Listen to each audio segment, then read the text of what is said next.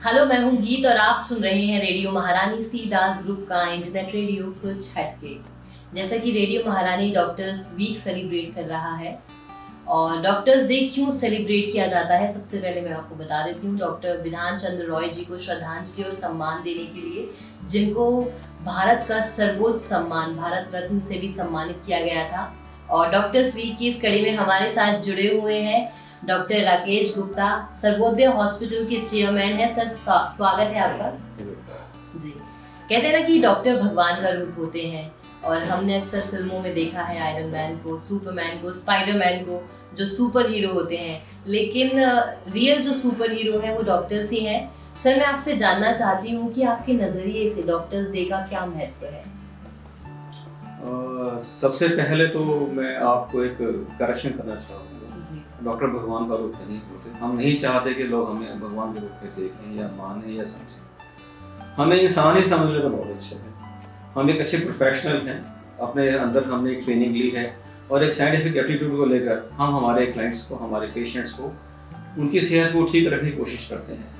मैं इस नज़रिए में बदलाव चाहूँगा कि लोग ना हमें भगवान माने, ना भगवान का रूप माने, ना हमें भगवान का रूप माने, क्योंकि उसके साथ में बहुत सारी दिक्कतें जुड़ी हुई हैं। आशाएं अभिलाषाएं बहुत ज़्यादा बढ़ जाती हैं और जब वो आशाएं अनुरूप ढंग से एग्जीक्यूट नहीं हो पाती हैं तो लोगों का नज़रिया बदल जाता है। तो मेरी ये गुजारिश है हमारे आम आदमी से, हमारे समाज से, हमारी सोसाइटी से, हमारी कम्युनिटी से, कि हमको एक साइंटिफिक प्रोफेशनल तौर पर ही लें।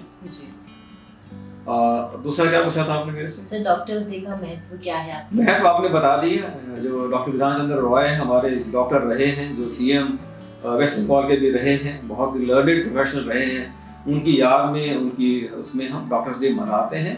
किसी भी प्रोफेशन के लिए कोई भी एनुअल डे और नेशनल लेवल पर हो तो मैं ऐसा मानता हूँ कि प्रोफेशनल के पास में अपने को लुक अपॉन करने का, कि देखने का कि क्या हम अपने प्रोफेशन से जस्टिस कर पा रहे हैं, क्या हमने अपने आप को अपग्रेड किया है, क्या हमने बदलते समय के साथ में अपने अंदर जो बदलाव लाने चाहिए थे वो लाए हैं और नहीं लाए हैं, क्या हमने जो हमारी धरोहर है, जो हमारी संस्कृति है, जो हमारे धन्वंतरि से लेकर चरक और सुश्रुत से लेकर हिप्पोक्रेट्स से लेकर जो आज तक जो चीजें चली आई हैं, क्या उनको हम मेंटेन कर पाए हैं, क्या हम अपनी इंटेग्रिटी को मेंटेन कर पाए हैं, क्या डॉक्टर और मरीज के रिश्ते के बीच में जो बड़ी कच्ची सी डोर होती है विश्वास की, क्या उसको हम कायम करने में कामयाब रह पाए या नहीं रह पाए हैं। इन सब बातों को एक बार मैं ऐसा मानता हूँ हमें मंथन करना चाहिए किसी भी राष्ट्रीय दिवस पर, प्रोफेशन के तौर पे एज ए होल और एज ए डॉक्टर इंडिविजुअली हमको इसमें मंथन करना चाहिए। जी सर, जो प्रोफेशन होता है डॉक्टर का बहुत हेक्टिक होता है, स्ट्रगल होती है बहुत ज़्यादा। सबसे पहले तो जब हम एडमिशन लेते हैं तो बहुत खर्चा है मेडिकल का,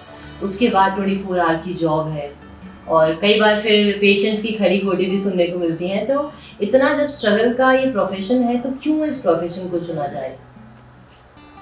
देखिए, मेरा ऐसा मानना है कि जो लोग इस प्रोफेशन को चुनते हैं ना, पैशन के लिए चुनते हैं। अगर मैं पैशनेट हूँ तो ही मुझे इस मेडिकल प्रोफेशन में आना चाहिए। पैसा कमाने के लिए और बहुत सारी चीज़ें बहुत अच्छी हैं। पैसा इस प्रोफेशन में वैसे भी बहुत ज़्यादा नहीं मिलता है। सेटलमेंट बहुत देर से होती है। अगर मैं पोस्ट ग्रेजुएशन करता हूँ, उसका प्रैक्टिस करता हूँ, तो मुझे सेटल होते होते मैं 35-37 साल का आदमी हो जाता हूँ। मेरे कंटेम्प्रेरी जो इंजीनियर्स हैं, जो कंप्यूटर में साइंस में चले गए या इंजीनियरिंग में चले गए, वो मुझसे कहीं ज़्यादा पैसे कमा रहे होते हैं। तो जो लोग पैसा कमाने के लिए आना चाहते हैं इस प्रोफेशन में, वो बेहतर ना है। जिनको अच्छा लगता है मेडिकल प्रोफेशन, जिनको पैशन है, उनको ही इस प्रोफेशन में आना चाहिए। क्योंकि मैं स्ट्रगल नहीं कहता, हाँ डिफिकल्ट लाइफ है। जैसे फौज में आदमी जाता है तो उसकी लाइफ डिफिकल्ट होती है, तो ऐसे ही जो लोग इस डॉक्टर प्रोफेशन में आते हैं उनकी लाइफ डिफिकल्ट होती है। मैं स्ट्रगल नहीं कहता, मेरी चॉइस है, चुनी हुई जिंदगी है, कोई स्ट्रगल नहीं है। सर, आपने कब सोचा कि आपको डॉक्टर बनना है? मैंने नहीं सोचा था, मेरे पिताजी ने सोचा था, इसलिए मैं बन गया। लेकिन जब मैंने उसको चूज कर लिया तो उसके बाद में कोई लुकिंग बैक नहीं थी। I love this profession.